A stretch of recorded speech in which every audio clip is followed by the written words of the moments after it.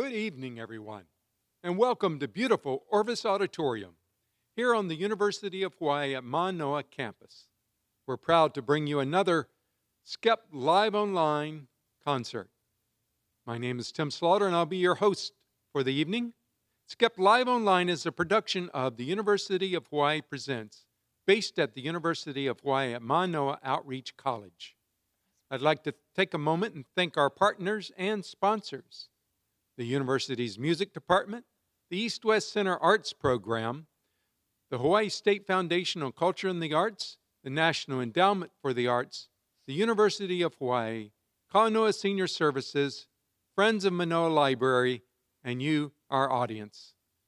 We have been offering programs live and online since April of 2020, featuring artists from around Hawaii as well as from the mainland and international locations. These artists have shared their talents and cultures with our audiences from the safety of their homes.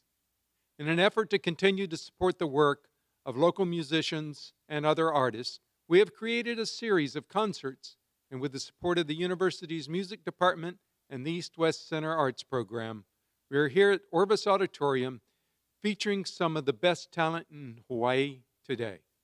We're extremely excited about the artist and hope you will tune in to future concerts as well. We also recommend, if possible, to introduce my co-host for this evening, Betsy Fisher. Betsy is professor of dance for the University of Hawaii at Manoa.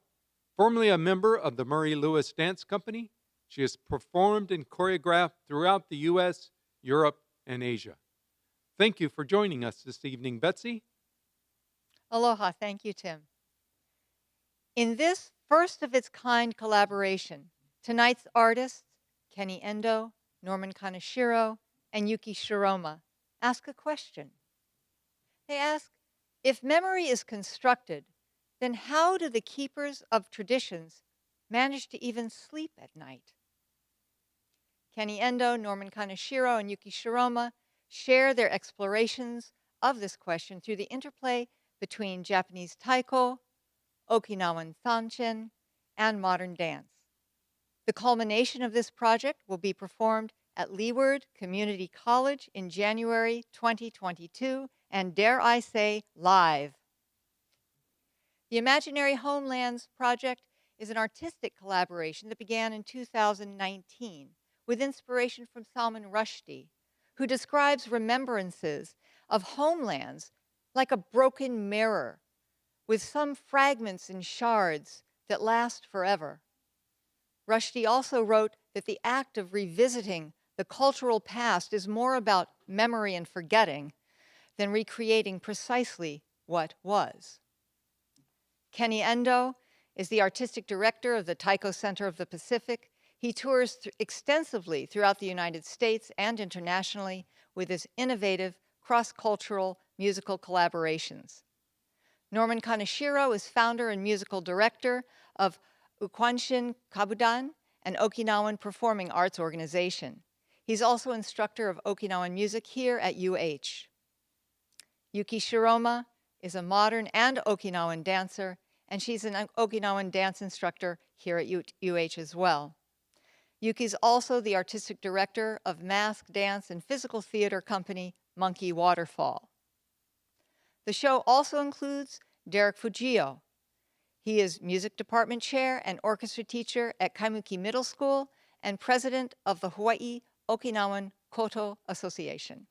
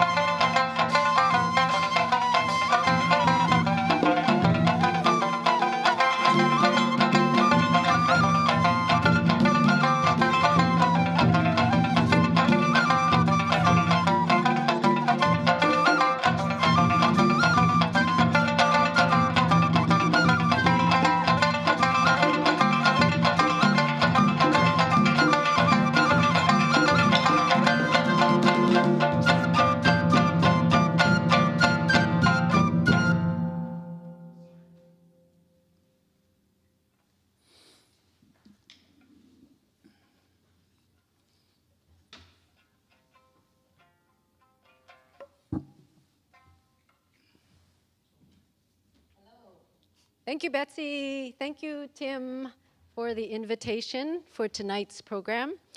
And very honored to be on stage, sharing the stage with these incredible musicians. So let me tell you a little bit about how this project started.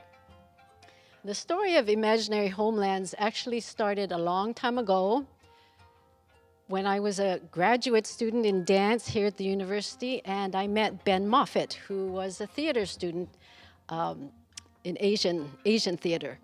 And Ben had a huge collection of masks, and after we played and played and played and created shows, it became the center of our creative work, both individually and together. A couple years later, in 1991, we unofficially started the company Monkey Waterfall. Soon after that, visual artist Michael Harada came on as in-house mask maker and visual artist. After a world tour in 1998, we decided to come home and do shows here. A series of site-specific shows in non-traditional spaces, responding to things like addictions. We had a show called Monkey on My Back, and war and gender, and actually the selling and branding of our paradise was one of our shows called Shrines to Paradise. So this current project began last year with Kenny Endo and Norman, and 8 months ago, Derek Fujio joined on. The full concert will be hopefully January 2020 with a live audience, hopefully.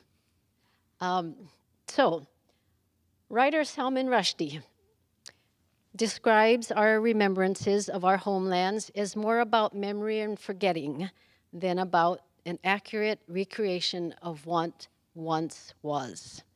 So thinking about memory and thinking about my particular training, I realized that as a dancer, the strengthening of short-term memory is built into the training. We go into a class, a rehearsal, an audition, we learn the movements as quickly as possible, and we perform them on stage as if they were our own. Rarely after a show do we have to remember the choreography.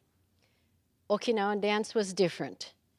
I had to learn centuries-old movements and make them my own, perform them on stage, and then go into the studio and teach them exactly as I was taught. How does that happen?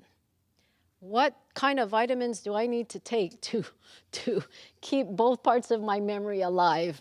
Well, I thought about Kenny Endo because Kenny is a perfect example of both a master of the traditional arts as well as an incredible innovator of new work who has performed with people from across the globe. So I asked Kenny and Norman Kaneshiro to come on board and to play and to see what would happen if our traditions met. Sometimes, Rushdie said, we straddle two cultures. Sometimes we fall between two stools. Some of our stories in the very beginning were about how we trained, how we individually experienced our homelands, and about the many missteps along the way. But we keep learning. So I went to Kenny and asked him for his knowledge to share with us. So Kenny, take it away. Thank you very much, Yukie. I'd like to thank you for bringing us together. I've known you since the 70s in San Francisco. There was an Asian American art scene going on there, and we were both involved in that. And then you went on your way, I went on my way, and since being in Hawaii, I always wanted to work with Norman, and this was a perfect chance to be able to work with a great musician like that. In 1990, I went to Japan for the first time, and I'm sorry, 1980, and was originally going to stay about a year to study the traditional music. And as soon as I got over there, I realized 1 year was not going to be enough. So I ended up staying 10 years, and even 10 years wasn't enough. I really had the opportunity to study with some really incredible teachers there. One of them was Saburo Mochizuki, and another one was Bokusei Mochizuki of the, this is Hogaku Hayashi, the classical music that you would find in Kabuki and No. And there's so much wisdom in the theory and the practice of these traditions. A lot of people think of the traditions as being really restrictive or being, you know, lacking any kind of freedom. But I actually found that by studying these traditions, it was very strict, and you had to be very disciplined, and the lessons never end. No matter how much I study, there's always no end to this. There's a saying in Japan, kiri ga nai, which means there's no end to this. But one of the things my teacher, Bokusei Mochizuki, who eventually became a living national treasure in Japan, was that you can't break tradition until you've learned tradition. So for me, it's always been a constant struggle to keep learning the tradition, but at the same time creating new work for these instruments. One thing that Saburo Mochizuki told me is that renshu ga kibishiku, sorekara enso wa tanoshiku, which means practice with discipline and really be serious. And then when you get to the stage, just enjoy yourself, because that's almost your reward for working that hard. Two really interesting concepts in Japanese rhythm is called ma and nori. Ma refers to the space between the notes, and that is considered part of the music as well. So you're supposed to hold the energy not only in the sounds, but in those silent spaces as well. And nori refers to the groove, of playing within a certain groove. And each culture has their own type of nori and groove. And each culture actually has a lot of discipline that had, you know, there's something about the traditions of being developed over many hundreds of years. And I have a lot of respect for people like Norman and Yukie, who have gone through this system of really learning the tradition, but at the same time are creating new work. And this project was really, took another step when Derek joined us, because he's such an incredible, versatile musician, as you can see, playing a lot of different instruments. So this instrument is called the Kotsuzumi. This is one of the 4 basic instruments from No Theater. It's the only drum in Japan we don't hit with a drum stick we call bachi, but we hit with our bare hand. With your left hand, you can squeeze and release the rope, and that changes the sound. So I'm going to just play some patterns influenced by the tradition. You're going to hear me doing Kakegoy, which is vocalization. Originally, when No music started, these were signals to each other when to begin, speed up or slow down. Gradually became part of the music. So when I learned this tradition, we had to learn how to put the instruments together, how to play them, about the music, and to develop that voice as well. So I'm just going to do a improvisation on Kotsuzumi.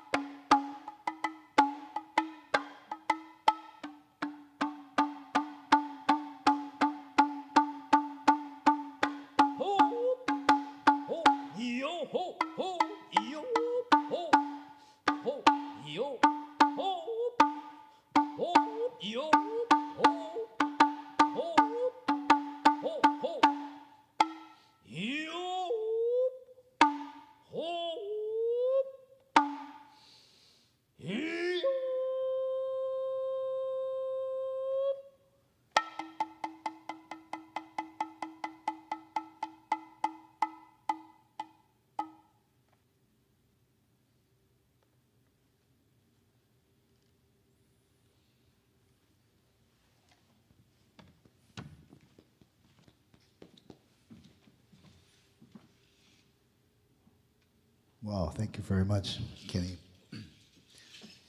One of the really exciting things about this project was actually, another name for this project could be the Okinawans against Kenny Endo. But it just so happens that three of us represent Okinawan traditions. But it goes to show the versatility of Yukie and also of Derek, of being able to be more than just traditional Okinawan artists, but great artists in, of course, Yukie, very well known.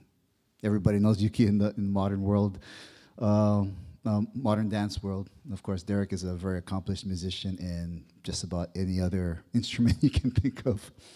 But really, what's been I think the really exciting thing about this project is to be able to share this space that's at the same time old and new, and to be able to talk about these things these ideas that are old and new, and this idea of homeland. And each of us, that idea of homeland means something very different to each of us. In a sense, for those of us who are actually practicing traditions from our own heritage, Japanese heritage in Kenny's case, and Okinawan heritage in our case. And there's that concept, but one of the things we wanted to do in this show too is also to show another type of homeland, is that our sort of the home base of our performance traditions. And we sort of, the really nice thing about this project was that so much of the creative process and the creation that we were doing was actually drawing from that home base of our performance traditions and our heritage traditions, and bringing that to the table. And one of the really wonderful things about getting together, and Yukie, thank you so much for bringing us together, is the conversations that we've been able to have, and both the verbal ones, very exhilarating conversations about tradition, homelands, and just tons of learning for myself. But also the non-verbal communications and the non-verbal conversations that we've had through music and performance, and just sharing the space and doing that sort of thing it's just been a wonderful experience. And so thank you so much, Yukie, for bringing us all together this way. And speaking of homeland, one of the questions that comes up a lot of times is, well, Japan and Okinawa is today, it's a part of Japan. It's politically part of Japan, but it wasn't the case. It's only been that since 1879. And so prior to 1879, Ryukyu was an independent nation, and we had our own historical trajectory, and of course our own culture and our own traditions. And sometimes it's a little difficult to explain that to people because we have so much in common. Ryukyu was a trading hub that pretty much bridged the Southeast Asia with East Asia. And a lot of our traditions, a lot of our culture is very much influenced by Japan and China. And a lot of our, particularly our performance and music traditions are very much influenced from Japan. I mean, Derek's, even though he's an Okinawan kutu or koto player, it's the instrument is a direct import from Japan. And we have our own version of taiko as well, taiko we call it. But those drums, the drums that we actually use are actually Japanese drums, originally Japanese drums.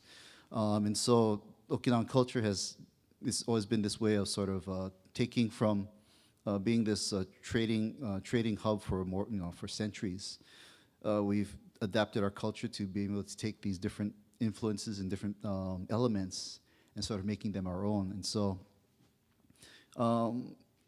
sometimes I think people get the wrong impression that, well, because Japanese and Okinawan culture is so similar, it must be easy to collaborate or to do things. And it's actually really what the process ends up being is that there's a lot of unraveling that needs to happen.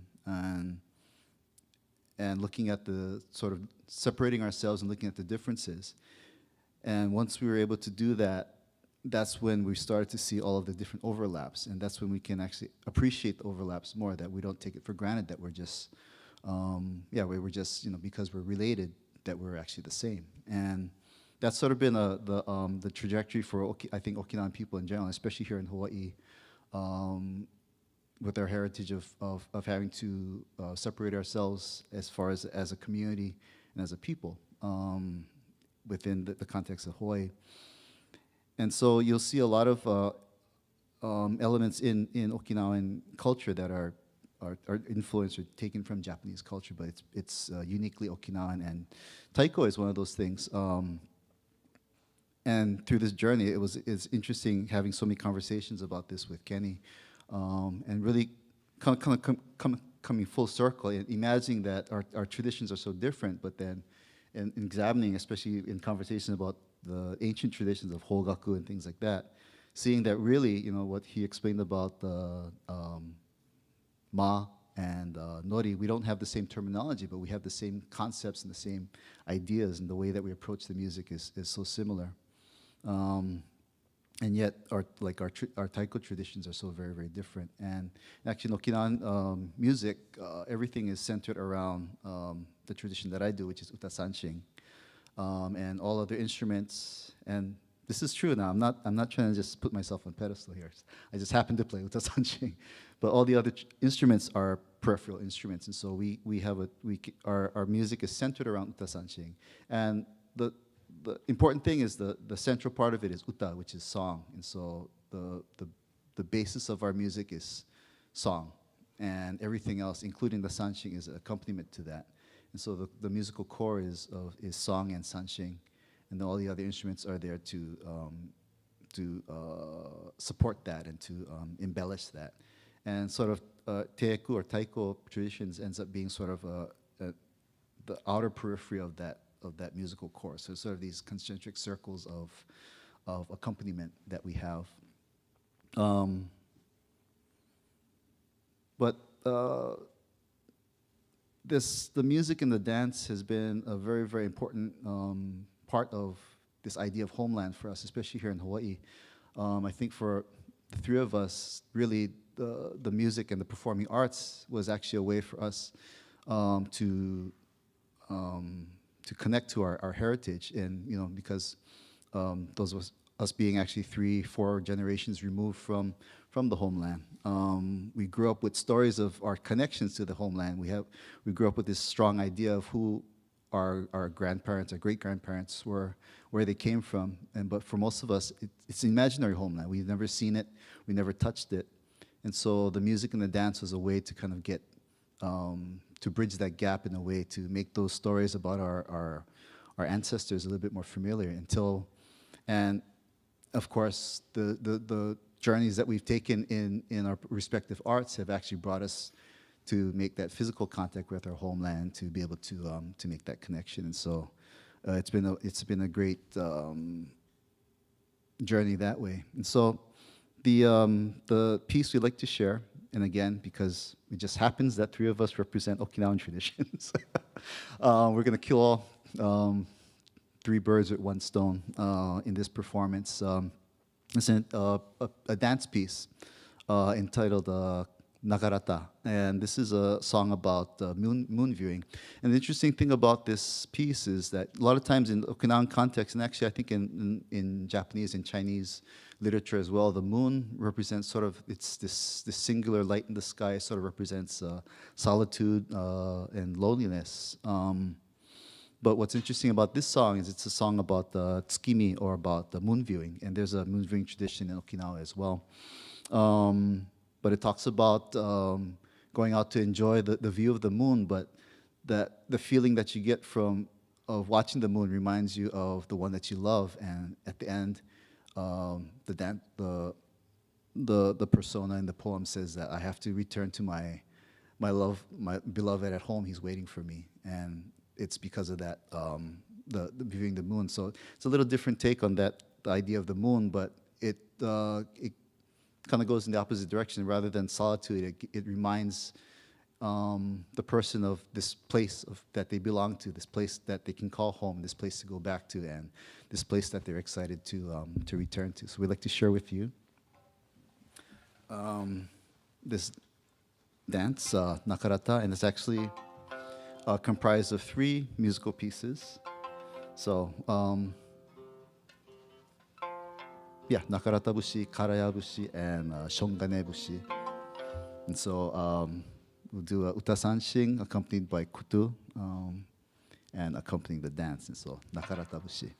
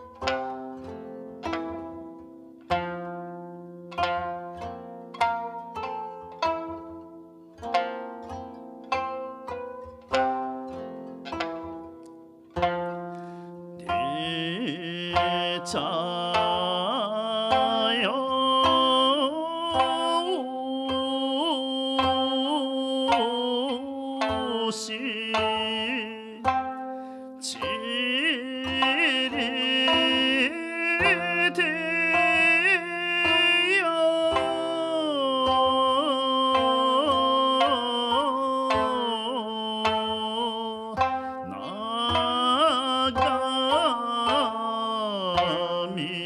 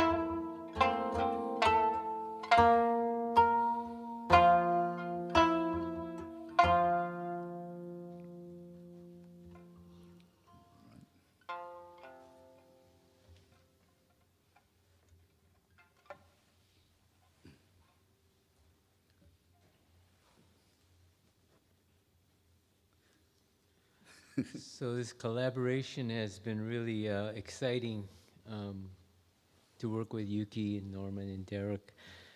One of the things in collaborating with other cultures is that you have to be really respectful of that culture and also learn as much as you can about that art form so that you can speak the same language.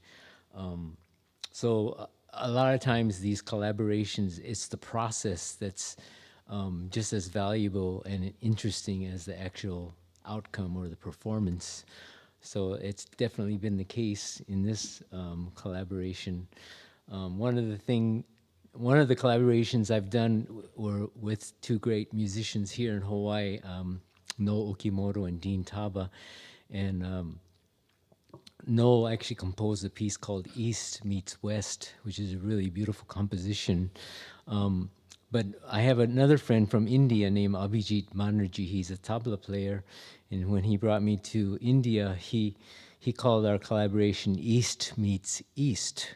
And so I think our collaboration is also an example of East meets East. But it's really been great to work with you guys. Yeah, I guess this is my turn to jump in. I'm the third man of the musical ensemble, kind of on the side, but that's kind of intended to be that way. Like Norman said, in Okinawan music, the kutu, the koto is kind of an auxiliary, secondary role. So my job is always to be kind of accompanimental, and it's kind of been my place to be that side man to kind of come in. And as you may have heard, I've come from different backgrounds. I'm an orchestra band director by trade, but I studied Okinawan music from a very young age. And being invited by Yukie to be a part of this collaboration has been kind of really cool for me because, of course, Norman was my sanshin teacher. How old am I? A very long time ago, many decades ago, from the time I was 5, but also, growing up as a yonsei, as a Okinawan Japanese American person in Hawaii, from the 90s when I was a kid. Kenny Endo's name was synonymous with, bringing taiko to the national audience. When you think of modern contemporary taiko, you think of Kenny Endo. So it's been really an honor to be a part of this collaboration. But also, like we were saying, when we first came together, even though we come from the same, modern country, it was hard to find commonalities. And no matter what you say about music being a universal language, it is, but it isn't. And you cannot, no matter how good intentioned, speak and understand a language you don't know. You can try to be understood, and you can try to understand others, but from there on, it's just about finding commonalities. So us doing a lot of improvised music, it's forced us to kind of learn each other's vocabularies and kind of step up to that. And over the course of the collaboration, we've kind of started to understand that a little bit better. So as you listen to us, unravel with us as we try to explore each other's languages and see what fits and even what doesn't. We all have our masters and our teachers and our learners, and not everything you hear on stage necessarily is what we've learned, but everything we do reflects the experiences we've had in America, in Japan, in Okinawa, wherever we've been. It kind of adds up to build into our soul, our psyche, our language, our first language, what comes out naturally when we try to speak musically. Yeah, so even if I think, it's interesting because I think even if it does, on the surface, looks like East meets East, I think at our soul, I mean, in terms of, we have these, our imaginary homelands of our heritage, but then we're Westerners at heart. I mean, we're all Westerners at the end of the day as well. So I think what's kind of interesting about this collaboration has been, this idea of, it's kind of like the whole idea of omote-ura, that what's in front and what's in back. And it's been this interesting blend. And actually, even, you would think that because Derek and I, and even Yukie, we come from the same heritage and same tradition. But this, working together in this has been really a challenge to actually redefine how we look at our own culture and how we look at our own traditions too. And even working with Derek on this, we play traditional music together all the time, and we have this understanding on that level. But we've had to kind of like redefine our vocabulary and the way we communicate with each other musically to do this project. So it's been an amazing learning experience, and it's kind of like East meets West meets East, Northeast, Southwest, and back again, round trip. But I think this probably brings us to our final piece. And actually, I think I'd like to, it's not every day that you have a dancer that you can call a co-collaborator on a musical piece, but this is very much a co-collaboration with Yukie than anyone else. And and she actually thought up the title for it as well, Spaces in Between. Right. I'll explain that. Okay, well, for me, Okinawan dance came very late in my dance training. but for many reasons, it opened up doors to my family, my ancestry, and a whole nother community. But I kept the worlds separate for as long as I could. My modern, my Okinawan, different friends, different audiences. And it was only after many years and that different people had pointed out to me that because I had studied both for so long, that something happens to your training. It goes deep. The essence of it goes very deep. And when you create, that creative pool is a mixture of all your experiences, and you don't know often where it came from. So instead of talking about what I do in Okinawan dance and modern dance, I'm going to show you just a few short clips from pieces that I have done. I think we're going to show them.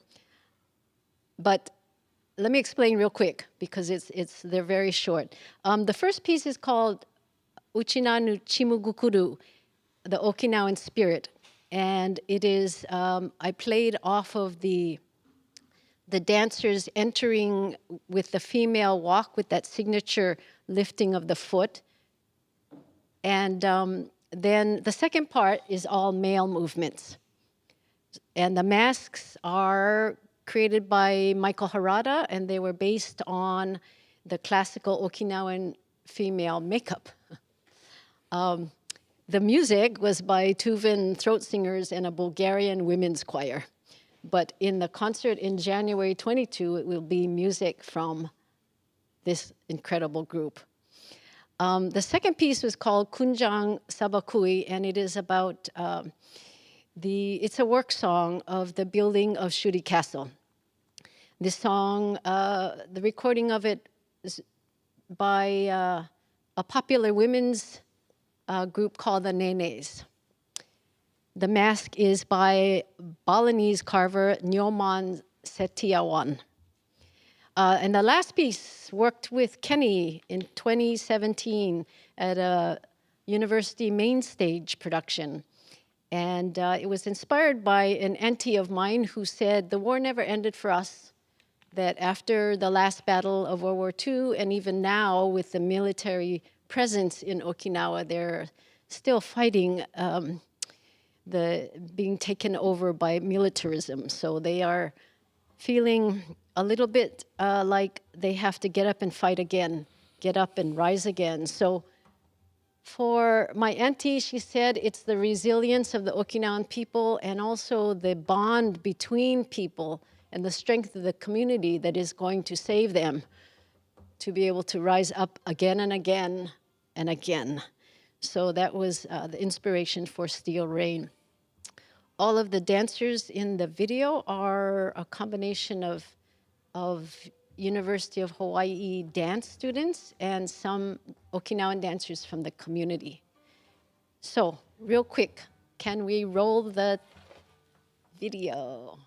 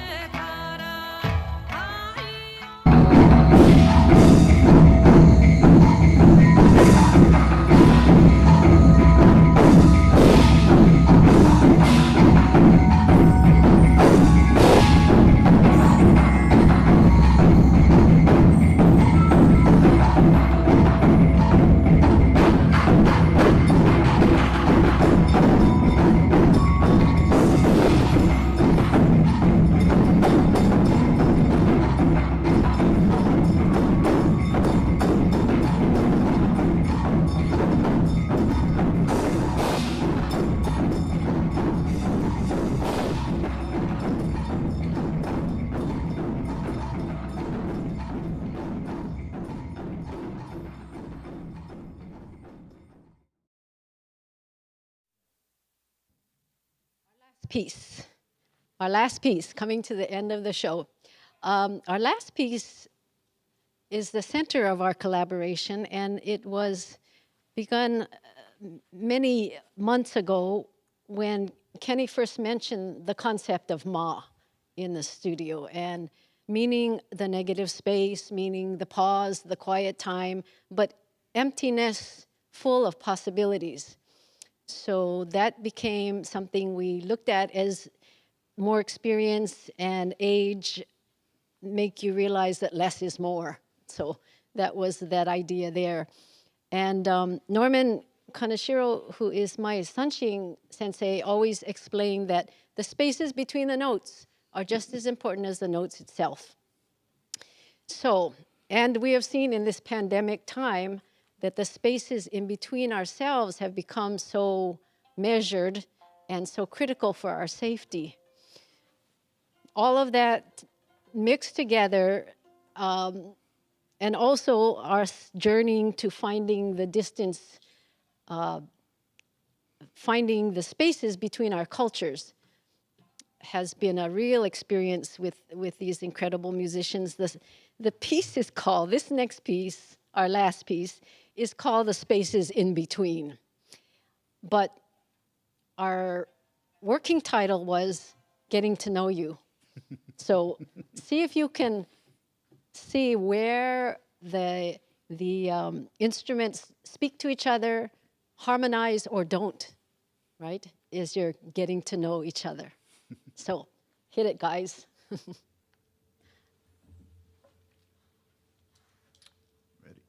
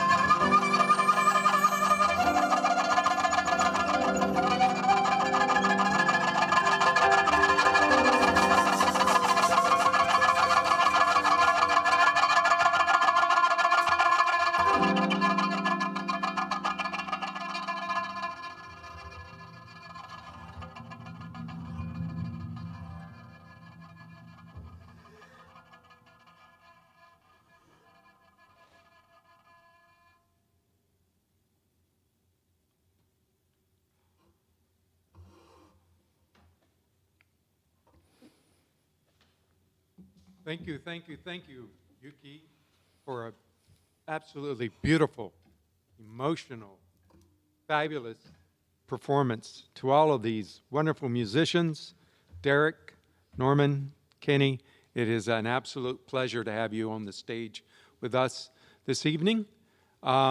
Just from the comments that have appeared online, you've generated a number of beautiful memories and connections through the production. Some of the one audience member was remembering their grandparents who came from Okinawa, bringing their dance and their music with them and performing for her when they were here. That is absolutely wonderful memories that they created. I also like to send a shout out to our audience from near and far. We've had people watching from Bali, Michigan, Japan, Vietnam, the Philippines, Chile, Seattle, Florida, as well as many places locally here as well. It's quite an international audience that you've brought to our stage tonight. We did have a few sort of questions. For instance, how is the separation in generations from, in terms of when you've been here in Hawaii, how's that affected you as an artist, as a musician? How have you translated that over time? Wait, is that another way of asking how old we are? Well, I didn't want to be so blunt, but I remember that question. No. has that changed? Do you feel like being separated a number of generations from, say, from your original ancestors that came to Hawaii, has that affected things over time? Kenny, you want to take this one? You want to start with this one? Well, I'll start. I think really simply, because we are all American born, and we live now in Hawaii, that is totally the way we move, what we eat, the music that we grew up with, our friends, everything has influenced the way we make music. So when we try and go back to the tradition, we have to try and recapture what it was like 300 years ago in Okinawa, or what it was like 100 years ago in Japan. So yes, very different, very challenging to me, for me anyway. Yeah. I can imagine. Anyone else? And I think speaking to that, like Yukie said, we were born here, we were raised here, and that colors our perceptions and our experiences. But more than that, the generations go through these cycles. One generation has to work really hard to be American, blend in, suppress the language to get through that.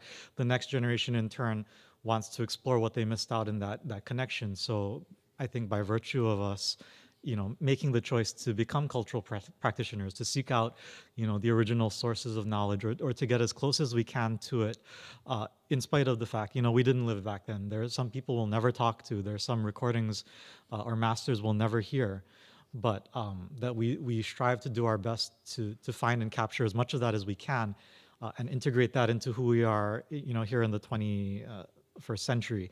That's, I think that's the mark of us seeking out a connection to those imaginary homelands, being American in this day and age. Well, I think you've captured it beautifully. Thank you. Another viewer was wondering, Norman, you talked a bit about I believe, the similarity and the differences in instruments and music, but is there, within the course of what you guys have put together here, are you looking at the tension that exists between Okinawa and Japan? Is that part of what you're exploring? Not necessarily. And, there's an interesting thing because when you look at Okinawan history, it's this weird thing, when Okinawa was most oppressed in 1609, the Satsuma clan of Kyushu, southern Japan, invaded Okinawa and essentially took over power, even though they kept the government in place. And this was kind of viewed by most people as sort of the beginning of the colonization of Ryukyu. And sort of this, it set on this very oppressive relationship with Japan. But it's interesting because from this period also, because of the increased connections with, up until that point, Japan was very much closed off. And so this increased connection with Japan, with Japanese culture, brought basically what we call the second golden age of Ryukyuan culture, and particularly in our music and dance and our arts. And so it's an interesting place to be because, yeah, we, on one hand, our political history is very complicated, to say the least. But sometimes, it's that history is not the only narrative that happens, that, when there are any kind of relationships, even though politically it may be oppressive, it may be, in that sort of nature, there is also a relationship and connection. And so from that connection, and this interchange of ideas and culture, speaking of this, the sanshin also, the sanshin actually was what influenced the genesis of what we call the shamisen in Japanese music. And so sort of this two-way connection.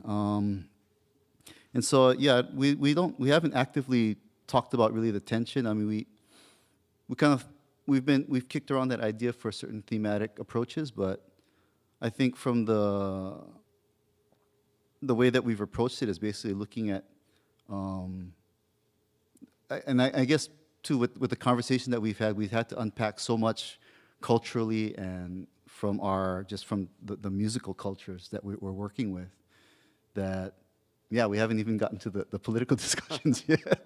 But yeah, so we've done a lot of exploration as far as, and I think that's what I was getting at too, is that we've had to, because we've been so used to, I think, in many ways, especially with our experience in Hawaii too, we've been so used to defining ourselves as Okinawan in terms of not being Japanese. And sometimes it's very easy to kind of say, well, Japanese culture is just so different from what we do. But like I said, when we really look at our traditions and the way that we view tradition, without necessarily that political lens, I think sometimes we see so many of the similarities, because, I mean, at the end of the day, we're human beings and we see beauty and things in much the same way as anybody else. And so, even if those relationships sometimes may not be ideal, I think still when there's a human interaction, there's positive things and beautiful things that come about. And I think that's a lot of the things that we've been really exploring and unpacking as far as comparing traditions and comparing cultures. Wonderful. And in today's time, the whole idea of communication and talking and gets you a lot further than just focusing on the attention. Mm-hmm. Thank you for sharing that.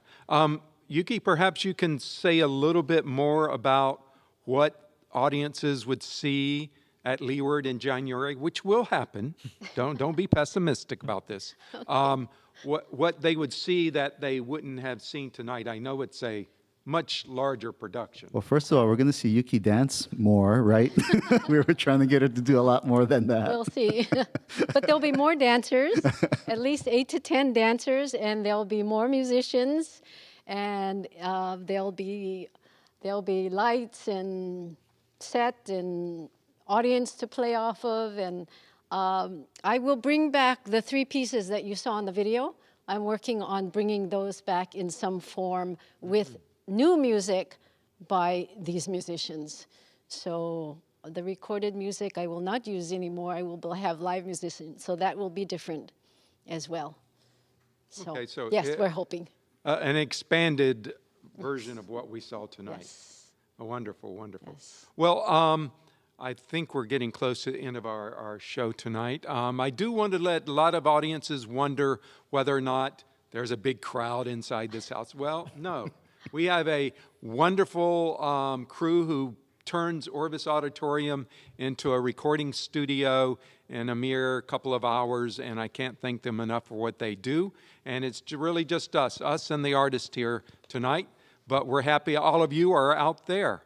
I want to take another moment to thank our sponsors and our partners in this, the East-West Center Arts Program, the University of Hawaii at Manoa Music Department, the Friends of Manoa Library, the Hawaii State Foundation on Culture and the Arts, the National Endowment for the Arts, the Kanoa Senior Services, and you are our audiences out there. We couldn't do it without any of you. I also want to thank my co-producers, Eric Chang and Jonathan Korth, my co-host this evening, Betsy Fisher, she's still out there in the audience watching, our production crew, M. Richard, Margaret Arakaki, Todd Bodden, Anandiv Banjari, and Nicholas Shaldron. And I think I hear something. We might have an encore. Is that possible? Yeah, sure. I heard the rumor. Right. Take it away, gentlemen. Okay.